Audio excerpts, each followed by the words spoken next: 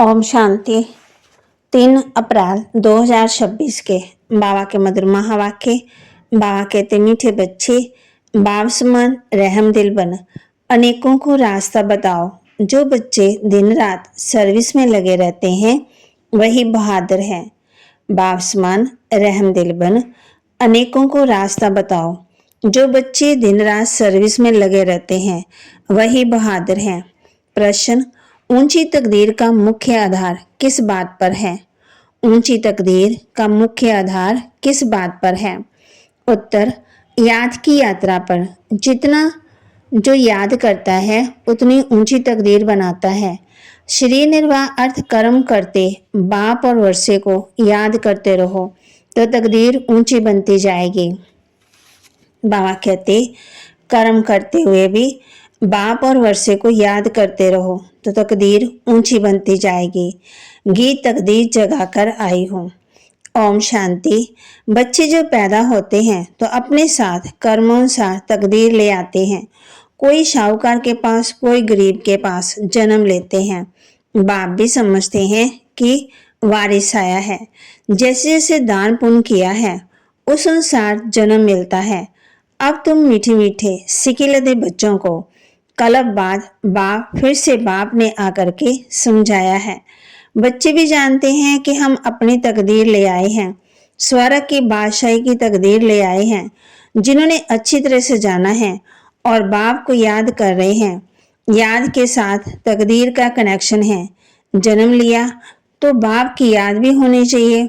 जितना याद करेंगे उतनी ऊंची तकदीर बनती जाएगी। जन्म लिया है तो बाप की याद भी होनी चाहिए। कितनी सहज बात है, सेकंड में जीवन मुक्ति मिल जाती है। तुम आए हो सुख धाम की तकदीर प्राप्त करने। अभी हर एक पुरुषार्थ कर रहे हैं। हर एक अपने को देख रहे हैं कि हम कैसे पुरुषार्थ कर रहे हैं। जैसे मम्मा बाबा और सर्विसेबल बच्चे पुरुषार्थ करते हैं, उनको फॉलो करना चाहिए। सबको बाप का परिचय देना चाहिए। बाप का परिचय दिया तो रचना के आदि मध्यंत का भी आ जाएगा।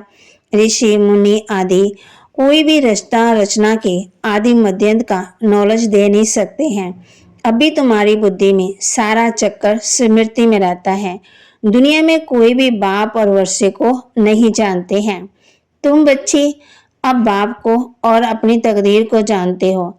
अब बाप को याद करना है। शरीर निर्वाह अर्थ कर्म भी करना है, घर बार भी संभालना है।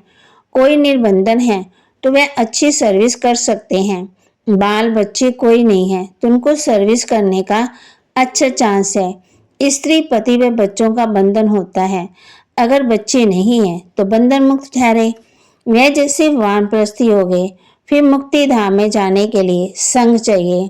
भक्ति मार्ग में तो संग मिलता है साधुओं का, निर्वृत्ति मार्ग वालों का। वह निर्वृत्त मार्ग वाले प्रवृत्ति मार्ग का वर्षा दिला ना सके, तुम बच्चे ही दिला सकते हो। तुमको बाप ने रास्ता बताया है। भारत की हिस्ट्री ज्योग्राफी 84 जन्मों की बैठ समझाओ। भारतवासी ही 84 जन्म लेते हैं, एक की बात नहीं है। सूर्यवंशी, फिर चंद्रवंशी, फिर वैश्यवंशी घराने में आते हैं। नंबरवार तो होते हैं ना। भारत का पहला नंबर प्रिंस श्री कृष्ण, जिसको झूले में झुलाते हैं। दूसरे नंबर को झुलाते ही नहीं क्योंकि कला कम हो गई। जो पहला नंबर है पूजा उसकी होती है। मनुष्य समझते नहीं है कि श्री कृष्ण एक है या दो या तीन है। श्री कृष्ण की राजधानी चलती, ये भी किसी को पता ही नहीं। पूजा सिर्फ नंबर 1 की होती है। मार्क्स तो नंबरवार ही मिलते हैं। तो पुरुषार्थ करना चाहिए, क्यों ना हम पहले नंबर में आए। मम्मा बाबा को फॉलो करो, उनकी राजधानी में ले लेवे। जो अच्छी सर्विस करेंगे वह अच्छे महाराजा के घर में जन्म लेंगे। वहाँ है ही महाराजा महारानी। उस समय कोई राजा रानी का टाइटल नहीं होता, वह बाद में शुरू होता। द्वापर में जो पतित बनते हैं तो उनमें बड़ी प्रॉपर्टी वाले को महाराजा कहा जाता है। फिर जब भक्ति मार्ग शुरू होता तो गरीब शाहूकार में फर्क तो रहता है। अब तुम बच्चे ही शिव बाबा को याद करते हो और उनसे वर्षा ले रहे हो और सत्संग में मनुष्य बैठ कथा सुनाते हैं, मनुष्य को भक्ति सिखलाते हैं। वे ज्ञान देकर सदगति नहीं कर सकते। वेद शास्त्र आदि सब हैं भक्ति। तो माँ कहती, जन्म को भी मानते हैं ना, बीच में कोई भी वापस जा नहीं सकता है। अंत में बाप आकर के सबको ले जाते हैं। इतनी सब आत्माएं कहाँ जाकर ठहरेंगी? सब धर्म वालों के सेक्शन तो अलग अलग है ना, ये भी समझाना है। ये किसी को पता ही नहीं है कि आत्मा का भी झाड़ है। तुम बच्चों की बुद्धि में सारे झाड़ का ज्ञान रहता है। आत्मा का झाड़ भी है, जीव आत्मा का भी झाड़ है। बच्चे जानते हैं कि हम ये पुराना शरीर छोड़कर घर जा रहे हैं। मैं आत्मा हूँ, इस शरीर से अलग हूँ। ये समझना गोया जीते जी मरना। आप मर गई दुनिया, मित्र संबंधी आदि सबको छोड़ दिया। पहले पूरी शिक्षा लेकर मर्तबे के अधिकारी बन, फिर जाना है। बाप को याद करना तो बहुत सहज है। बोल कोई बीमार हो, उनको भी कहते रहना चाहिए कि शिव बाबा को याद करो, तो भी कर्म विनाश होंगे। जो पक्के योगी हैं उनके लिए जल्दी मरना, शरीर छोड़ना भी अच्छा नहीं है, क्योंकि वह योग में रहकर रूहानी सेवा करते हैं। मर जाएंगे तो सेवा कर नहीं सकेंगे। सेवा करने से अपना ऊंच पद बनाते रहेंगे और भाई बहनों की सेवा भी होगी। वह भी बाप से वर्षा पा लेंगे। हम आपस में भाई भाई हैं, एक बाप के बच्चे हैं। बाप कहते हैं मुझे याद करो तो भी कर्म विनाश होंगे। आगे भी ऐसे ही कहा था। जिसको भी समझा सकते हो, किसी को भी समझा सकते हो, बहन जी अथवा भाई जी, तुम्हारी आत्मा तमो प्रधान बन गई है। जो सतो प्रधान थी अब फिर तमो प्रधान से सतो प्रधान बन सतो प्रधान दुनिया में जाना है। वो कैसे जान चलना है? आत्मा को सतो प्रधान बनाना है याद की यात्रा से। याद का पूरा चार्ट रखना चाहिए, ज्ञान का चार्ट नहीं रख सकेंगे। बाप तो ज्ञान देते ही रहते हैं। जांच रखनी है कि हमारे ऊपर जो भी कर्मों का बोझा है वह कैसे उतरे, इसलिए याद का चार्ट रखना है। जितना बाप को याद करेंगे उतने भी कर्म विनाश होंगे। अपने को आत्मा समझ बाप को याद करना है। हमने कितना घंटा याद किया, मूल वतन को भी याद करते हैं, फिर कोई दुनिया को भी याद करते। उथल पुथल होनी है, उसकी भी तैयारी हो रही है। बम आदि भी बनाते रहेंगे। एक तरफ कहते हैं कि हम ऐसे ऐसे मौत के लिए सामान बना रहे हैं, दूसरी तरफ कहते हैं मौत का सामान नहीं बनाओ। समुद्र के नीचे भी मारने का सामान रखा है। ऊपर आकर के बम छोड़ फिर समुद्र में चले जाएंगे। ऐसी ऐसी चीजें बनाते रहते हैं। वे अपने ही विनाश के लिए कर रहे हैं। मौत सामने खड़ा है, इतने बड़े बड़े महल बना रहे हैं। तुम जानते हो ये सब मिट्टी में मिल जाएंगे। किनकी दबी रहे धूल में। लड़ाई जरूर होगी। कोशिश कर पॉकेट सबके खाली करेंगे। चोर भी कितने घुस पड़ते हैं, लड़ाई पर कितना खर्चा करते हैं। ये सब मिट्टी में मिल जाना है। मकान आदि सब गिरेंगे। बम आदि गिरने से सृष्टि के 3 भाग खलास हो जाते हैं, बाकी 1 भाग बच जाता है। भारत एक हिस्से में है ना, बाकी तो सब बाद में आए हुए हैं। अभी भारत खंड का भी भाग बचेगा। मौत तो सबका होना ही है, तो क्यों ना हम बाप से पूरा वर्षा ले लेवें। इसलिए बाप कहते हैं लौकिक संबंधियों से भी तोड़ निभाना है। बाकी बंधन नहीं है तो बाबा राय देते हैं क्यों नहीं सर्विस में लग जाते हैं। स्वतंत्र हैं तो बहुतों का भला कर सकते हैं। अच्छा कहाँ बाहर ना जाए तो अपने मित्र संबंधियों पर भी रहम करना चाहिए। आज बाबा बच्चों को धारणा के लिए बता रहे हैं, बंधन मुक्त बन, बाप की सर्विस में लग जाना है, तभी ऊंची तकदीर बनेगी।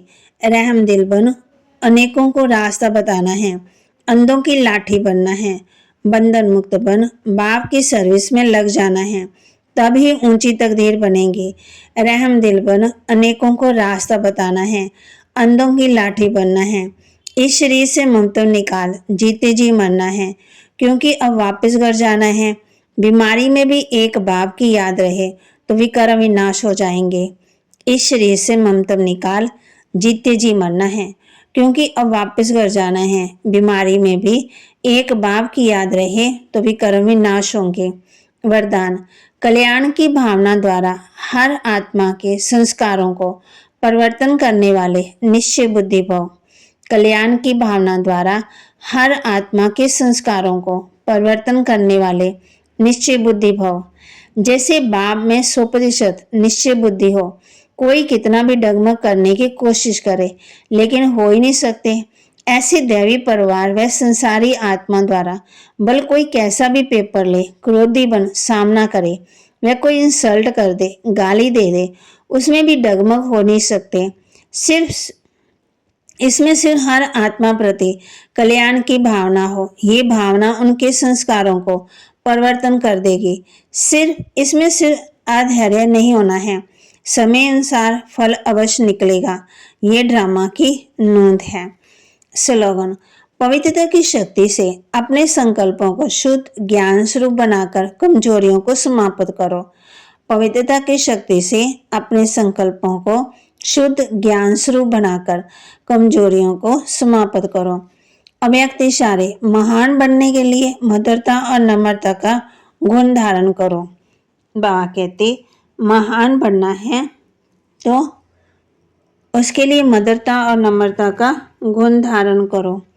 वाचा में सदा सत्यता और मधुरता हो तो वाणी की मार्क्स सदा जमा होती रहेगी। मधुरता का गुण जीवन में है तो हर बोल मोती समान होंगे। ऐसा लगेगा जैसे बोल नहीं रहे हैं, मोतियों की वर्षा हो रही है। वे ऐसा बोल बोलेंगे जो सुनने वाले सोचेंगे कि ऐसा बोल हम भी बोले। सबको सुनकर सीखने की, फॉलो करने की प्रेरणा मिलेगी। ऐसे मधुर बोल व वाइब्रेशन सर्व को स्वतः ही खींचता है। बाबा कहते वाचा में सदा सत्यता और मधुरता हो तो वाणी की मार्क्स भी सदा जमा होती रहेगी। मधुरता का गुण जीवन में है तो हर बोल मोती समान होंगे। ऐसे लगेगा जैसे बोल नहीं रहे हैं, मोतियों की वर्षा हो रही है। वे ऐसा बोल बोलेंगे जो सुनने वाले सोचेंगे कि ऐसा बोल हम ही बोले। सबको सुनकर सीखने की, फॉलो करने की प्रेरणा मिलेगी। ऐसे मधुर बोल का वाइब्रेशन सर्व को स्वतः ही खींचेगा। तो बाबा के महावाक्य को लाइक करें, शेयर करें, सब्सक्राइब करें और अपने जीवन में जरूर धारण भी करें। ओम शांति।